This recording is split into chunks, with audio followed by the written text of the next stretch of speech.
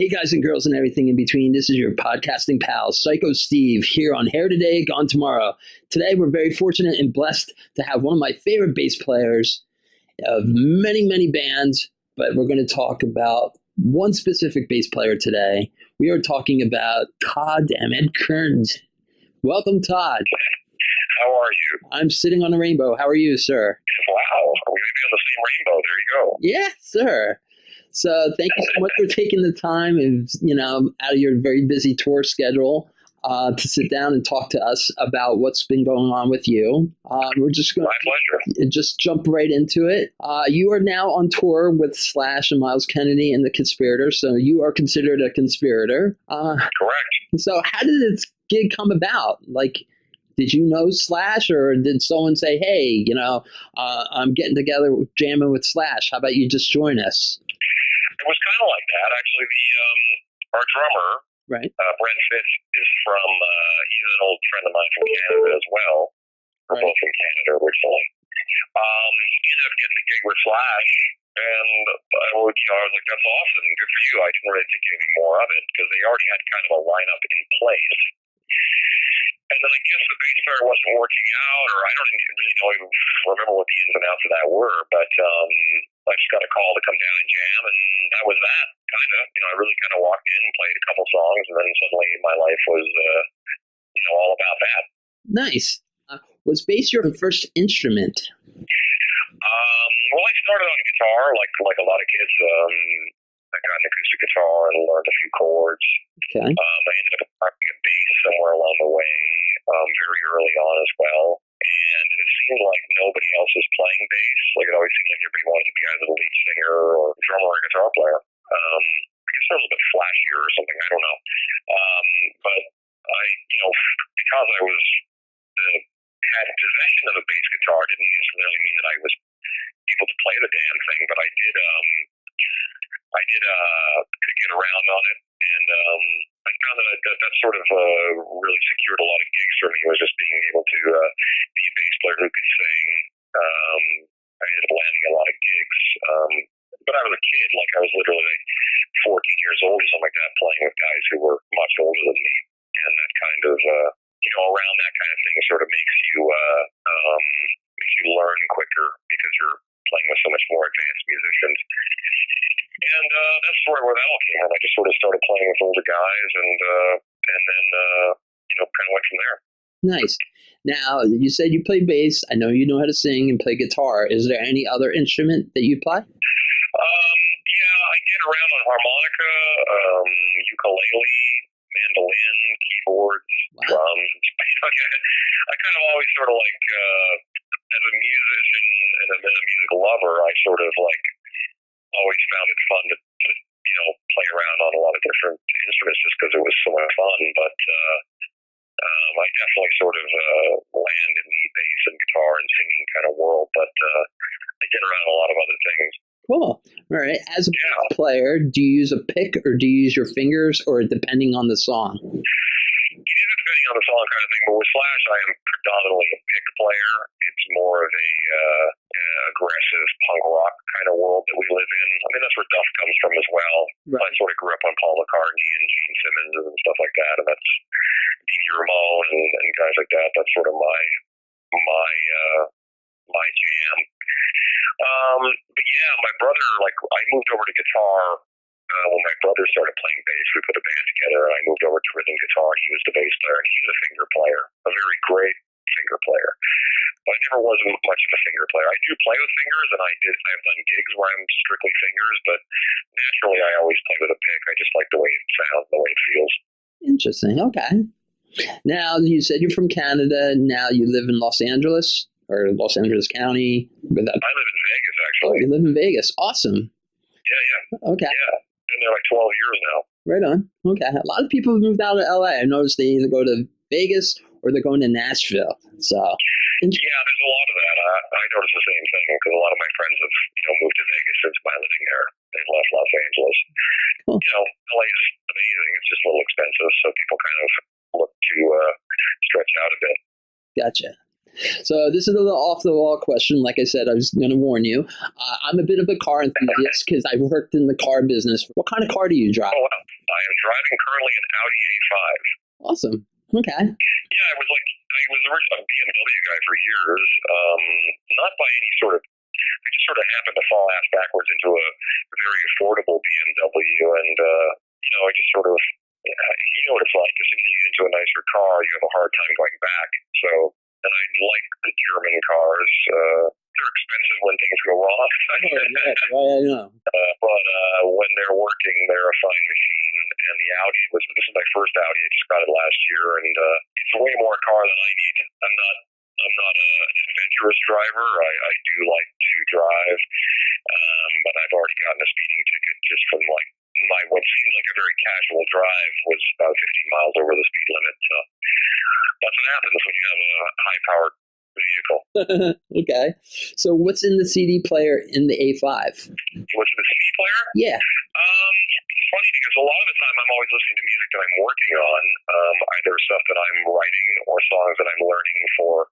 Like currently we're getting ready to do, well, especially with the Slash tour, I was kind of constantly having our music on rotation for that. And then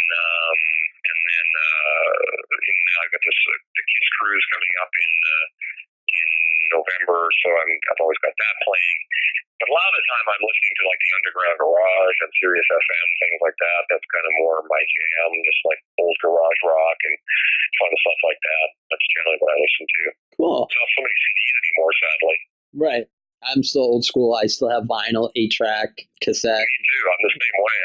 I love all the different mediums, but in the car, it's sort of like it became a lot more like, oh yeah, I guess I can listen to like streaming this or streaming that, and, but I still do have quite a few CDs. I tend to buy when something new comes out, like I don't know, Paul McCartney just put out one, Lenny Kravitz. There's a lot of CDs kind of constantly coming out. I try to pick up the CDs in hard copy form because I still like the idea of actual hard copy music. Foo Fighters or Queens of the Stone Age or whatever new stuff that's coming down the pipeline, I try to pick up. Right on. Sort of get down with it. Yeah, I buy it because I like reading the liner notes because you don't know until you actually read and be like, oh, look who played on this song or whatever. I like to. Well, exactly, and that's a bit of a lost art, unfortunately. A lot of people don't really. I mean, I always think it's funny when people come to me and they go, "I like track 5." They don't even know the name of the song. They just know it by like the number it came up in their iPod or iPhone or whatever, and I'm kind of like, okay, back in the day we used to know the names of the songs and the song lengths and who played on it and who wrote it, just sort of the nerdiness of what because we were just so in love with music. That's just how we kind of rolled, Yes, I totally agree. People call me like the Wikipedia of like rock and metal. They're like, how do you remember that? I'm like, I don't know. It's just something I'm into. Because you're interested in it. That's yeah, why. exactly. When you're interested in something, you just sort of retain knowledge. And I'm the same way. People be like, dude, how do you know all that? And you're kind of like, well, I'd be surprised how much stuff I don't know as far as other subjects. But when it comes to music, I, for whatever reason, have just retained a lot of information. Yeah, I retained that and baby weight thanks to my 2 children. So exactly, there you go. So now, if you spoke about a bunch of bands, you said Gene Simmons, Paul McCartney, the Foo Fighters. If you had an opportunity to play with any musicians, dead or alive, who would it be with and why? That's a good question.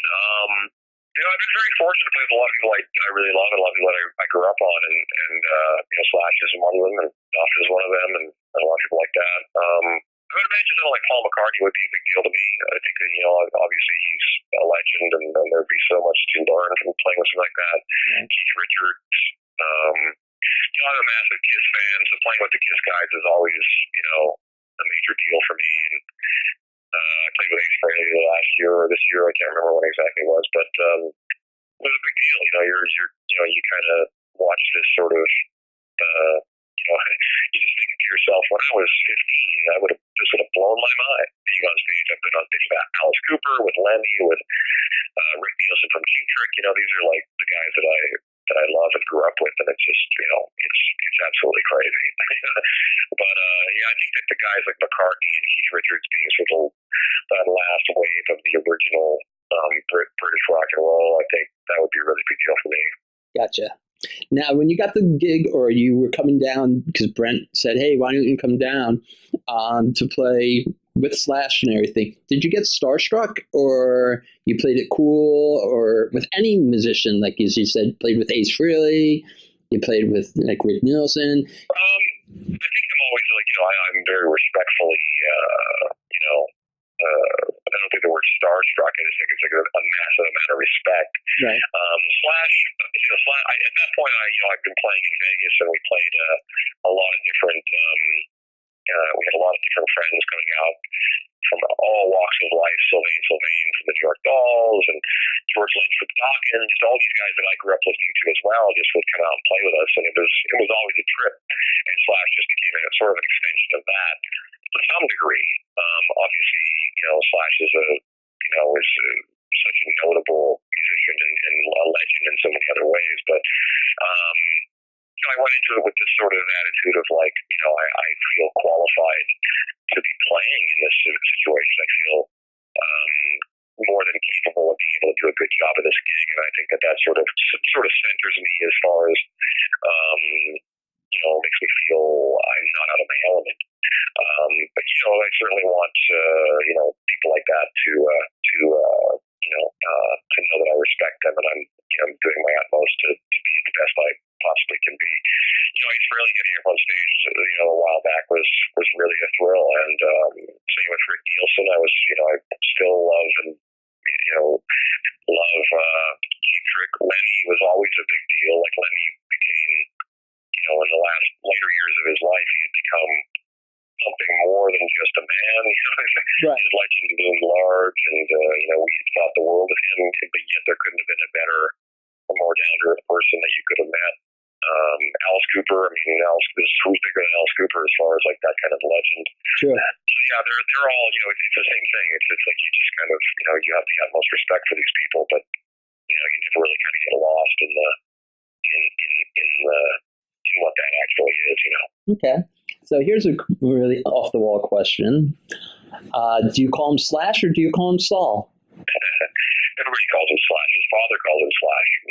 Oh, okay. I don't think there's a person alive that calls him Saul. Oh, okay. I don't know.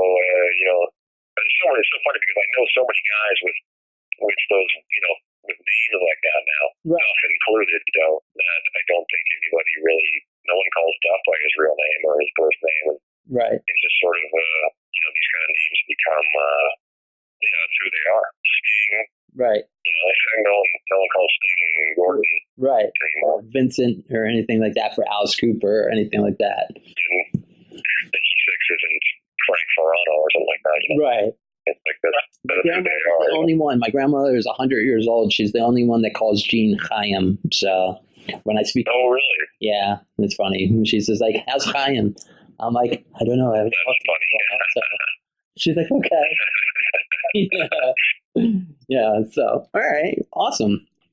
So how did the term come up about with the Todd Kerns Dammit come about? Well, Todd Dammit rhymes with a curse word. I'm not sure if we're allowed to say it.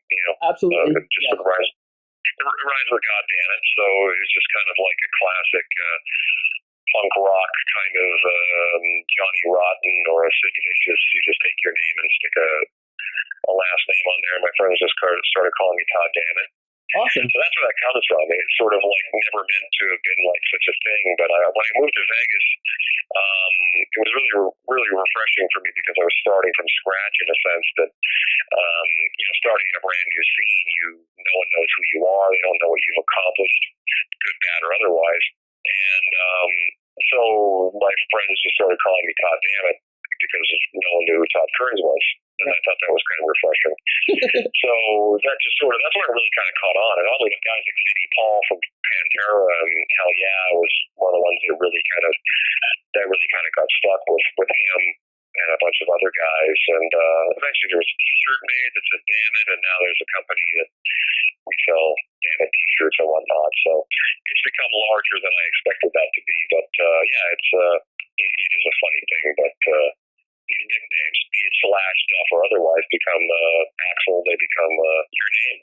Right on. Okay. I wasn't sure if like your mom said it and it just like stuck, Like, because when your mom uses your full name, like my mom uses my name to the fullest. Yeah, exactly. Your middle name, your FUBAR. So I wasn't sure if your mom did that.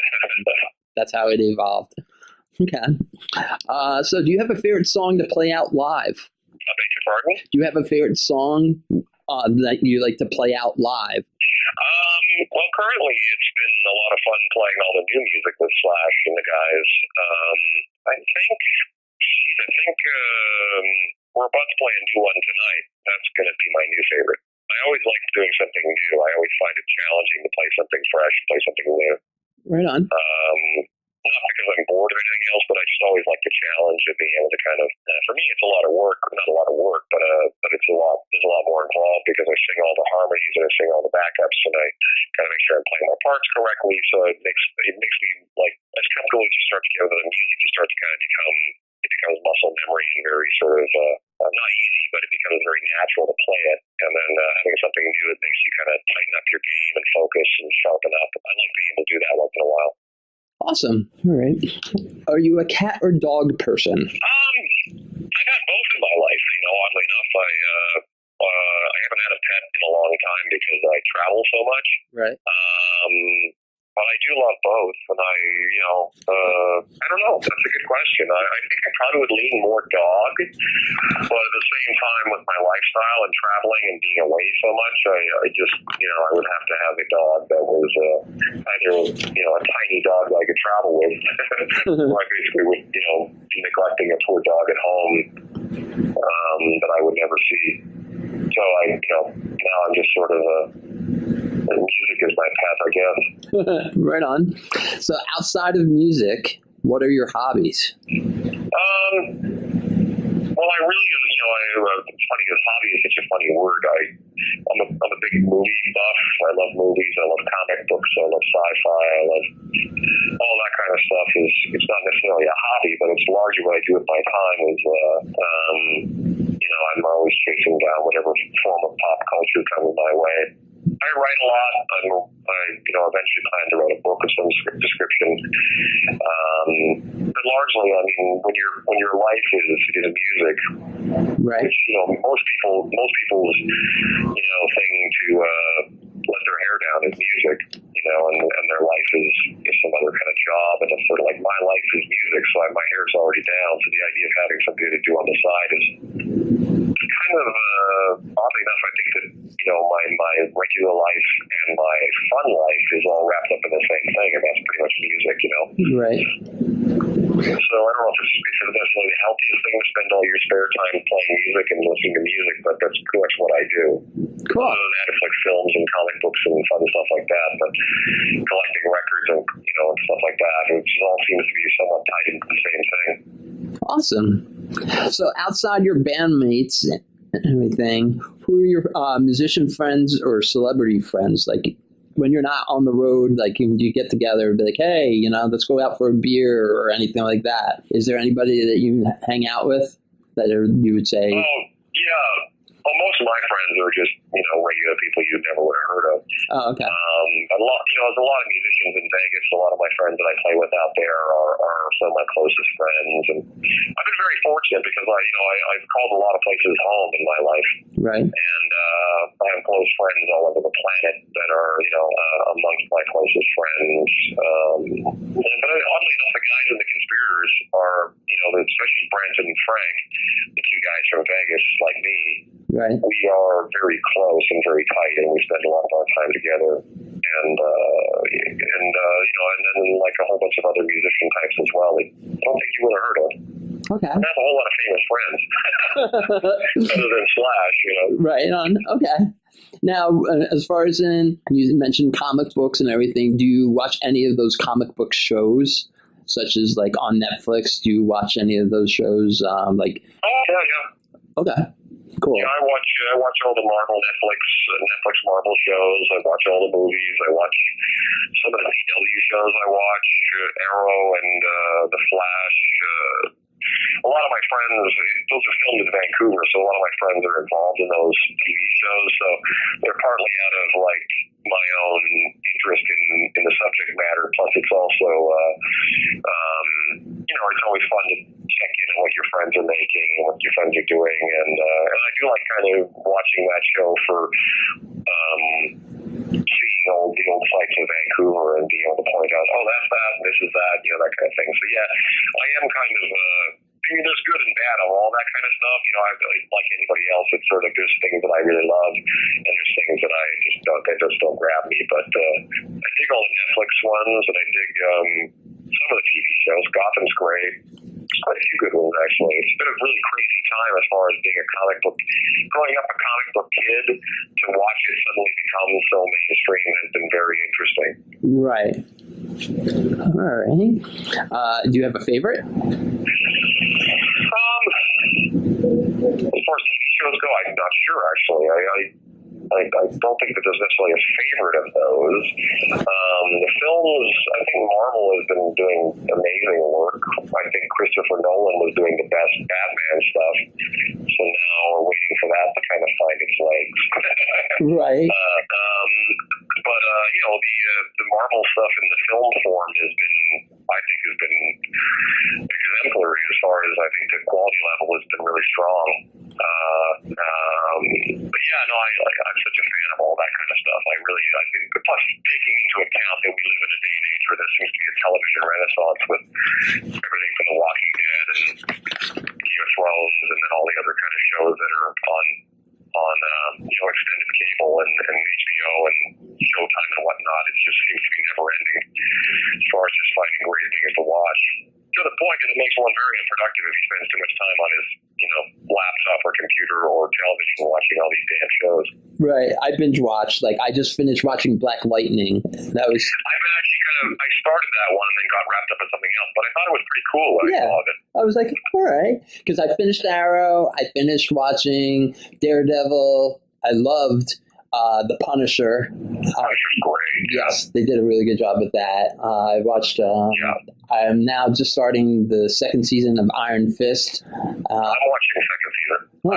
I'm on the last episode of that. Yeah, okay. I quite like it actually. It's funny because that was my least favorite of the Netflix Marvels was the Iron Fist, but the second season I think is really strong. It's gotten better. That's good to know. I think so. Yeah, I think they've kind of found their way. I gotta think Luke Cage is fantastic. Yeah, I was going to. Jones is definitely cool. Yeah, my girlfriend went to college with Luke Cage, so and we used to live in Harlem. So I was just like, and it's funny, like you mentioned Vancouver, how they film a lot of segments of a lot of the shows, and then we're watching, and she doesn't watch it. She's like, "How old are you?" I'm like, "So what?" And she's like, "Really?" I'm like, "Yeah." I'm like, "There's shows that we watch together, and then there's shows you watch that I don't watch, and then there's shows that I watch that you don't watch." But she's like, "Hey, wait a minute, that's our old neighborhood," because we lived in Harlem for a while. Right. So it was like, oh, wow, cool. I'll check that out. So, yeah, it's pretty cool. The coolest thing about that is it's when they say they're filming in Hell's Kitchen or the story set in Hell's Kitchen or Harlem or wherever, they're actually there. Right. Which I think is kind of rare on movies and TV these days. It's usually like filming on a set somewhere or in Georgia or in Vancouver. Exactly. So actually see things actually shot in those areas is really cool. Absolutely. So are you a coffee guy or a tea guy? Coffee, although strangely enough this year I kind of got off caffeine. Really? It seems weird for me to say I'm a coffee guy, but I just went through a phase of making big changes as far as I'm going to do this, but I'm going to do that. What about taking caffeine out of the equation? And I thought, I'm always really interested in trying to challenge myself on things like that. Okay. And so now I find myself drinking decaf. I think it's all sort of, which seems kind of pointless for the reasons that we drink coffee, other than the fact that I love to take some coffee. Right. But I was one of those people that was drinking coffee till 11 p.m., why the hell am I still drinking coffee and having terrible sleep and all that kind of stuff? So I found that I tried to incorporate the idea of, still enjoying coffee, just trying to take the edge off of the jittery, caffeined out mess that I was becoming. So, but I still love coffee, and I still try to seek out nice places that can do a really nice, latte Nice. Okay. Do you have any? I love a cup of tea as well, oddly enough, because I grew up, with my grandparents were from England and stuff like that, so we had a lot of proper tea around as well. Right on. So, do you have any rituals before you go on stage?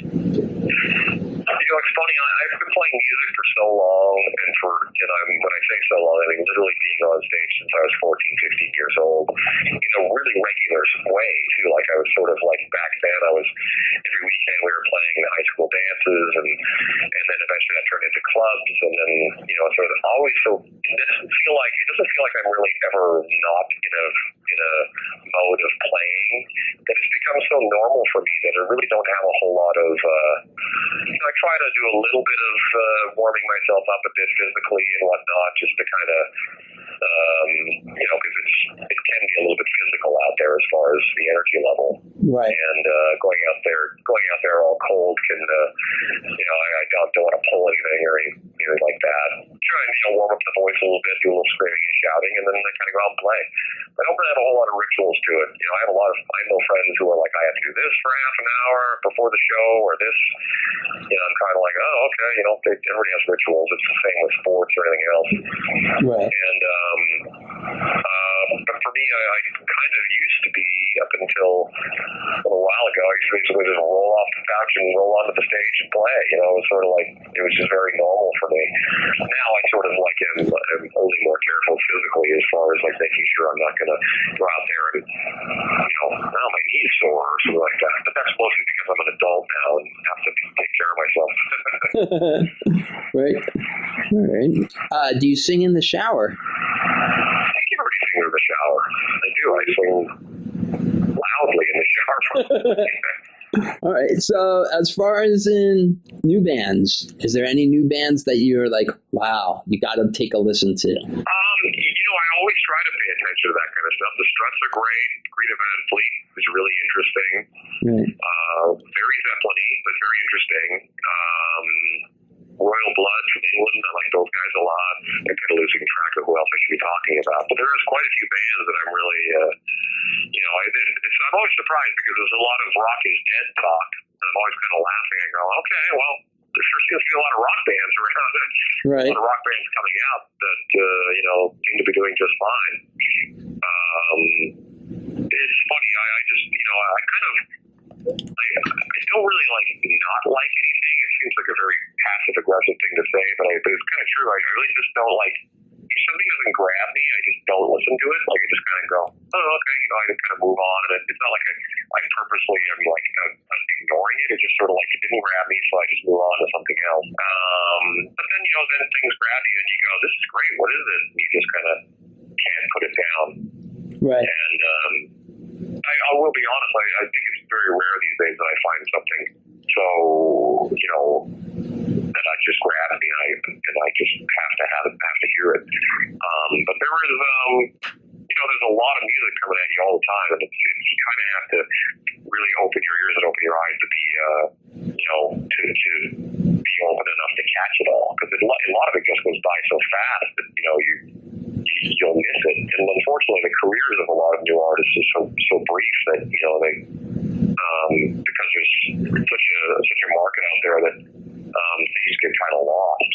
Right. But that said, I think, there's a lot of great stuff out there, and I'm always looking for someone to tell me, hey, you should check this out or you should check that out, and I always try to.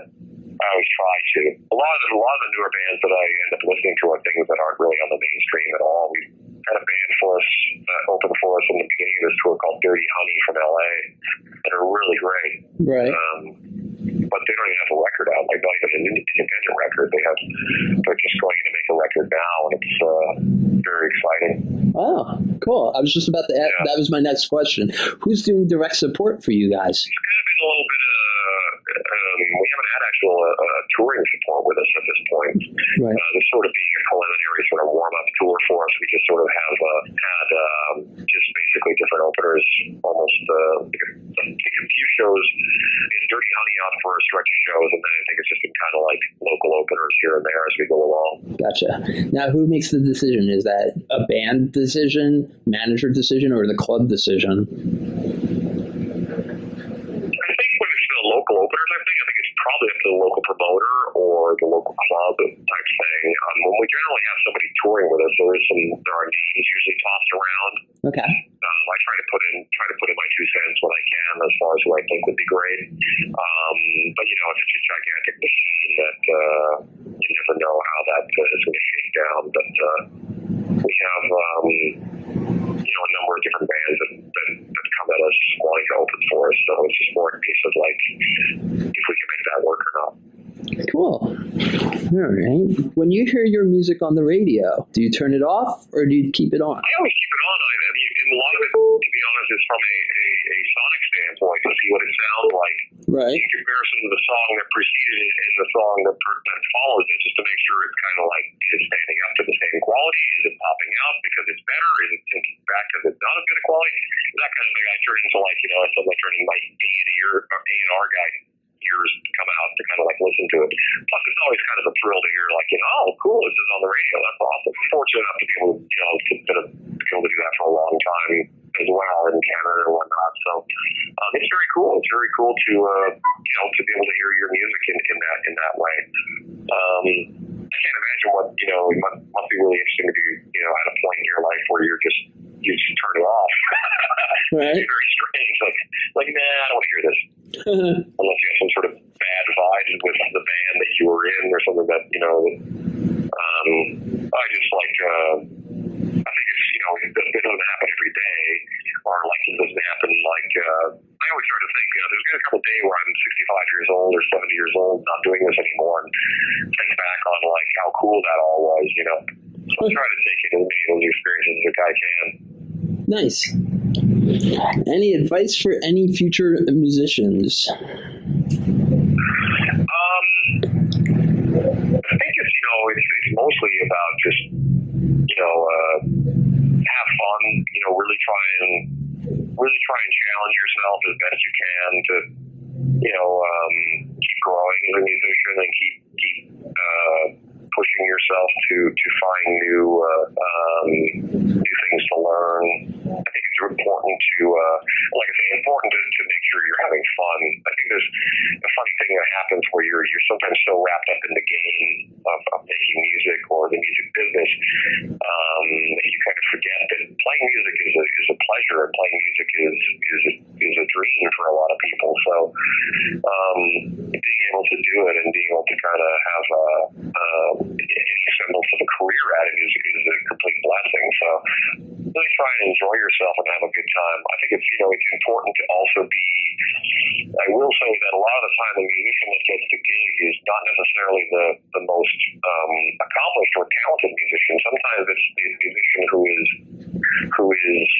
a pleasure to be around, and who's not a pain in the ass, who's not a drug addict, or doesn't carry any extra baggage with him that makes him a nightmare. So sometimes just being like a more than competent musician who is a good hang will take you a long ways. Gotcha. All right. A couple more questions. Do you have any crazy requests on the rider? We really don't, actually. Ours is, a lot of the time I'll play gigs when I do my own gigs, and it's just like, just give me water. I don't drink anymore, and I'm totally boring. Feed me, that'd be nice too to get fed. Right. But there's really nothing crazy on our rider at all. In fact, lately I've been kind of like, why is there so much chocolate on our rider? Bunch of guys trying to stay rock and roll thin, and I'm like sitting here eating candy bars. Like, this is not a good idea. Right. So it's largely just fairly normal things on there. A lot of it's just fruit tray, vegetable tray, a ton of water. It's relatively healthy these days. It's funny that when you're like grown ass men, it stops being like it's a sober tour. The guys in the band are all pretty sober, and just not really about the old days when it used to be like, make sure we have 80 cases of beer and and some bottles of Jack Daniels or whatever. It's like those days are long behind us. Awesome. These days it's mostly about just taking care of each other. Right on. All right. So what is next for Todd Kerns? And we have a side project. Brent and I have a side project that's all Canadian cover songs that we record. The guitar player is from Shania Twain's band. He's also Canadian, living in the States. Churko? So we do a lot of shows. Corey Churko, yeah. Oh, okay. Yeah. Yeah. Okay. We grew up together. He's like, from back in the day in Canada as well. So we do like a bunch of recordings of Canadian music that we love, and we go up and we do like a whole bunch of, we're doing a run of shows in November, and then the Slash tour starts up again in January. That takes us all the way till the fall, I guess. Cool. And I'm not sure where, that's about a year from now, so I got some time to really consider what I'm going to do with myself once this all wraps up. So with the Churko, Brent, and yourself, it's a 3-piece band, so can we expect some Tragically Hip or some Rush? Or all something? That stuff. Yeah, it's actually a 4-piece technically. Our drummer is named Shane Gallus. He's a Canadian guy as well, but he plays in a Japanese group. And he's always in Tokyo, but he lives in LA. So we ended up just the 4 of us getting together and recording these songs. It's called Took, and it's on iTunes or Spotify, whatever you want. You can find it on there. Cool. And it's pretty fun. The first album has like People Wine and Loverboy and Honeymoon Sweet and Saga and a bunch of other like much deeper cuts that we added in there that we grew up on. And I think it's a lot of fun, and we have a lot of American friends who aren't necessarily invested in it as far as like the history of the music, but they love it because it turned out so great. And then, not to mention like South America or Australia or wherever, like there's people who hear the music and they never would have heard those songs in any fashion had they not been recorded by us. Right. So we have a lot of fun. Nice. So do you think there'll possibly be a reunion? A union reunion? Yeah. Well, we actually, it's funny that they often talk about that. It's actually, you never know. I mean, those guys are all really busy. I mean, Ted Daisies work all the time. Right. And we're busy all the time. Bruce is busy all the time. So who knows? I'd love to see it. That'd be great. Yeah, absolutely. So since you're Canadian, and I guess you're an Oilers fan for hockey? Actually, I grew up an Oilers fan, but having lived away for so long, and now that Vegas has its own hockey team, we find ourselves all very supportive of the Vegas Knights. Okay. It's just sort of, all my friends in Vegas, we all love the Vegas Golden Knights. They're a hell of a team, and they've been really performing. Awesome. Okay, I'm a Devils fan. But hold it against me because I'm from Jersey. That's why I'm a Devils fan. So. Yeah, I love the Devils, man. That's the funny thing about the game of hockey to me is I love the game, so I'm never really I don't really get caught up in the whole game of, these people suck and this town sucks and whatever. I always kind of, because it's such a thing in Canada, I'm always fascinated in places like Boston or Jersey or even New York, like to see Detroit, to see, that there are towns in the United States that are very, very much hockey towns. Right. It's really cool. Awesome. All right. So now it's your time to plug your website, social media, all you got. So. Absolutely. You can find me at Todd Dammit Kerns on Twitter. ToddKerns.com is the website. Todd Kerns on Instagram. I'm not sure what other mediums there are. Todd Kerns on Facebook, I guess. You can always find me. The website's, that's where all the merch and all the stuff is. I write blogs. I haven't really gotten into blogging yet on this tour, but that's coming soon. So it's always good to keep in touch, and I like interacting with everybody as much as I can. Awesome. Well, on behalf of myself and the many fans I have on my show and fans of you, I thank you very much for taking the time to do this. It's been my pleasure. Really fun. All right. Well, thank you very much. I very much appreciate it. You got it. Take care. You too. Have a good night.